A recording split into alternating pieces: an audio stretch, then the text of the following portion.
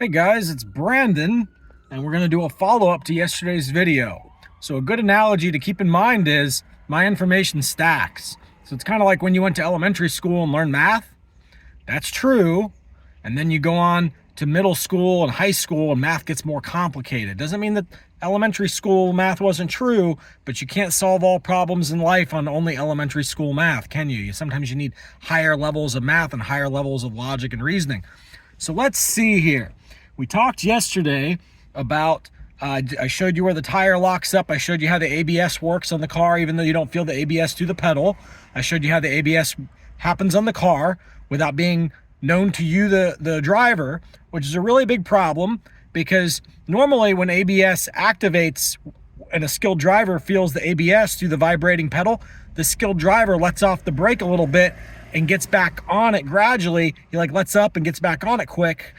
That way he can try to alleviate the ABS pulsing, because the ABS pulsing is not the ideal way for your car to come to a stop. Your tire is going skid, rotate, skid, rotate, skid. You want your tire to be back connected to the pavement, so you need to let off the brake pressure just a little bit if you're going to achieve that. Or you need to know that your brakes are out of balance, where one wheel is locking up before all the others. If you do happen to be on flat ground, and there's not an excuse for your tires to be doing what they're doing because you're not running the Z07 springs, okay? You're running good soft springs that allow you to absorb the contours of the road better. You need to know these things, but GM didn't give us a way to know these things. They didn't give us the vibration device, let alone an audio cue that the ABS is activated when it's activated, so we have no idea. And so we actually think that, oh, my brake fluid's boiling. I'm losing my brake, my braking force that I'm feeling in my guts of my stomach. It's not as strong as it should be. I felt it go away. I need to hit the brake pedal harder. Well, what's that do? Now, instead of having only one wheel doing ABS bullshit, you get another wheel doing ABS bullshit, and a third wheel doing ABS bullshit, and you don't know. It's silent. You don't hear it happen because General Motors didn't give us any clues. And none of you are smart enough to say, you know what, Brandon, that's a class action lawsuit. I've been explaining this since 2020, guys, 2019. You guys don't listen. You guys don't care. Whatever, it's your lives, you know. But the point is this. Okay, so let's move on to more advanced stuff. What was going to be the point here of the more advanced lesson to be learned? So if you're driving the Z07 spring car, or any car for that matter, that brakes inconsistently, which even the base C8 Stingrays brake inconsistently, even the base C8 Z06 brakes inconsistently, okay? Because they just do. And I'm not going to get into all that right now. I want to get to this point without tangenting too bad. If you're driving in a car where the brakes are inconsistent, you say, okay, Brandon, so my brakes don't work 40% of the time as well as they should. The car stops, takes an extra car length or 2 car lengths to stop from high speed when I'm coming into an exit ramp or something at over 100 miles per hour and I hit the brakes. Who cares? Well, okay, who cares? As long as you're braking way in advance, then it doesn't matter because you're giving yourself a cushion. But if you want to try to brake at the last second, which is how you turn fastest lap times and really enjoy a car and get to know a good sports car, a trustworthy sports car, you wait till the last second to brake, you feel things out, and you have fun that day. You're doing spirited driving. Even if the car brakes late only 1% of the time, guess what? I'm going to let you in on this amazing eureka moment, because a lot of you don't drive fast enough to care, and therefore you think since you don't care, we shouldn't care.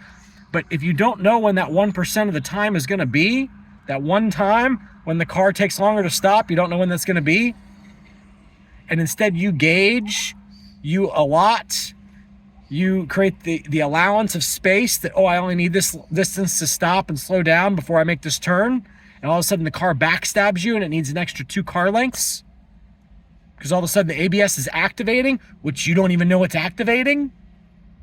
It's a double whammy. It activates randomly when you don't expect it to, and you don't know when it's happening. It's a silent killer.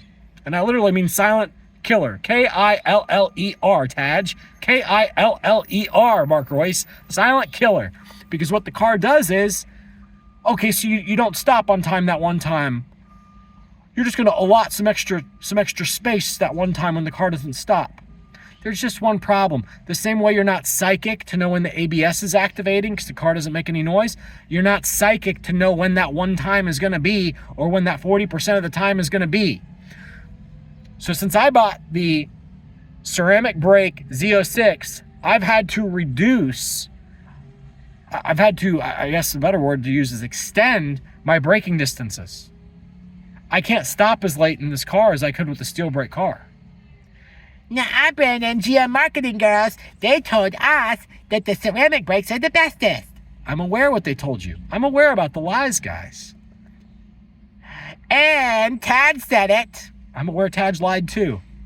And Aaron Link said it. Oh, I'm aware. They're all fucking liars. I'm aware they're all fucking liars, guys. They didn't tell you the whole truth. They deceived you. They didn't tell you the whole truth. That since the ceramic brakes are more prone to activating the ABS, and they didn't tell you the whole truth that if you get the Z07 with the ceramic brakes, with the Z07 springs, there's much even greater odds of ABS activating. And since they didn't tell you the whole truth that when the ABS activates, you have no fucking clue unless you cock your head to the side and study the dash all the time, because that's what's required, guys. The light is like right here. Okay, it's right down in there. And guess what? When you got your hand on the wheel and you're driving, you can't see it. It's too fucking tiny. You got your eyes up on the road.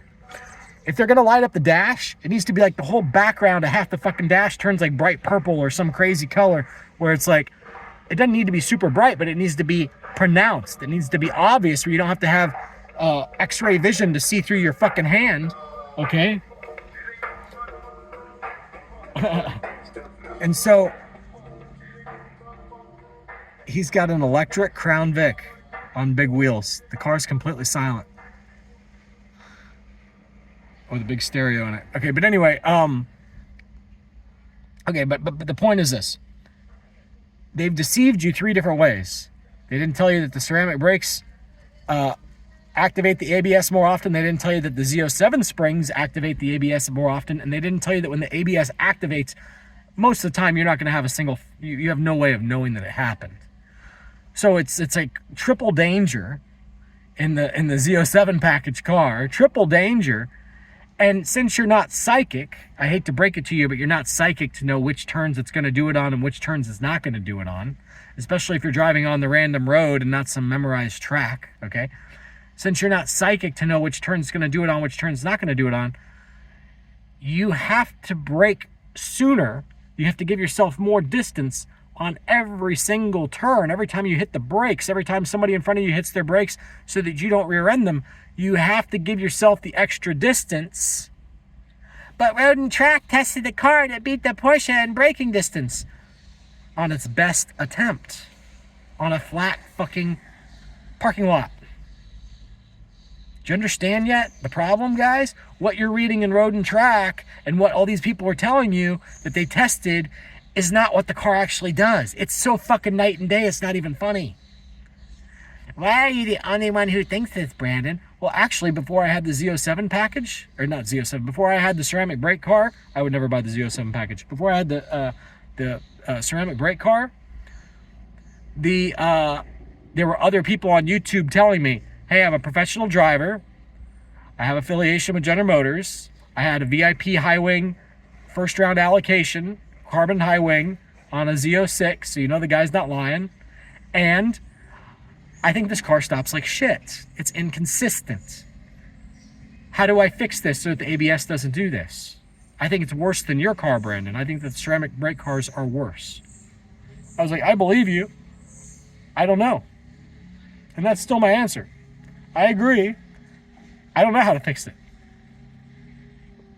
We can't fix it, guys, because GM has locked us out with Global B. We cannot fucking fix it. We can't even attempt to fix it. The aftermarket community is going to come out with something soon. The aftermarket community can't crack into Global B on the brake system, on the base Stingray, let alone the Z06, which they can't even get into the ECU yet. It's fun to tell lies, isn't it, maggots? Which brings me to my next point.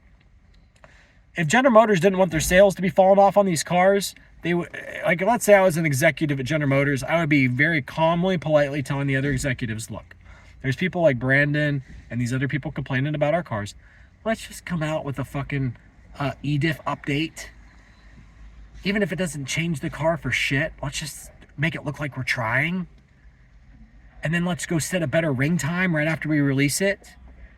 And say that the better ring time was set because of the EDIF update, when in reality, the real secret is the ring got not just repaved, but like construction where they smoothed areas out. Why does that matter? Because the undulation fucks with the fucked up brakes. The professional drivers don't trust the cars because the ABS activates and they don't know it.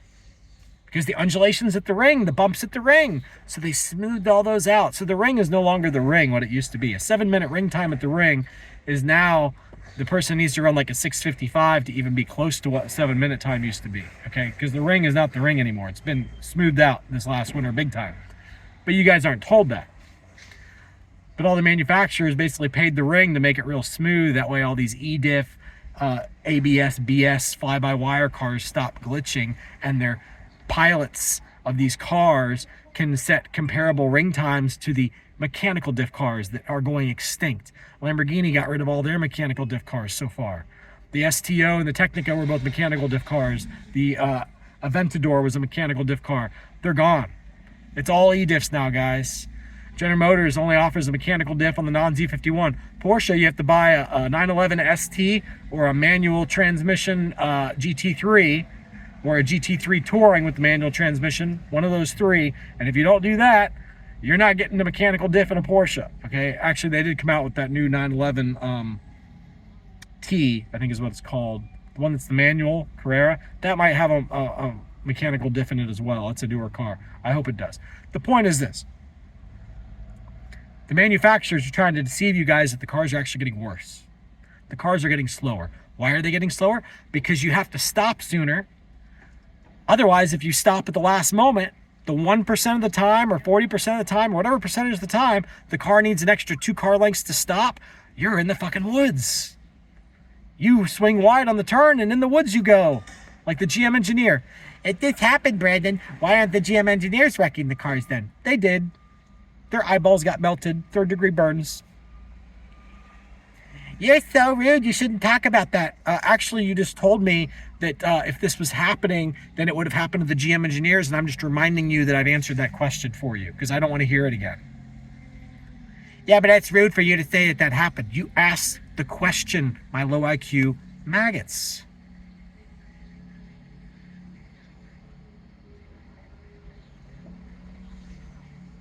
The cars, here's the biggest key takeaway of all this.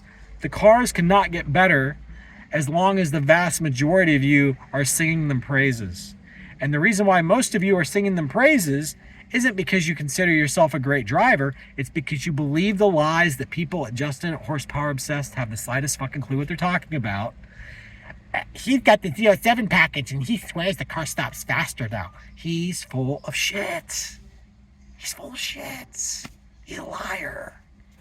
Same way he lied to me and said, Brendan, I only attacked your YouTube channel 2 times for copyright after I gave you permission to use my YouTube footage anytime you want. No, Justin, you attacked it 3 times. I got an email from YouTube every time you did it. You just waited a little bit of extra time before you did the 3rd one. That's not true. YouTube's mad because you're cussing, Brandon. No, YouTube's mad because you reported me for copyright 3 times in a row after you gave me permission to use your footage. Remember the conversation where I asked you, can I use your footage? And can I use GM's footage? And what are the rules around this? You can use my footage anytime you want. And yeah, you can use GM's footage anytime you want. Okay, thanks, buddy. And then he attacks. And he's destroyed so much evidence of all the problems with these cars. So now I've got to recreate it, and there's a delay to you guys being safe, which means he's likely going to be sued soon by the Corvette community. He's not smart enough to understand that yet, though. See ya.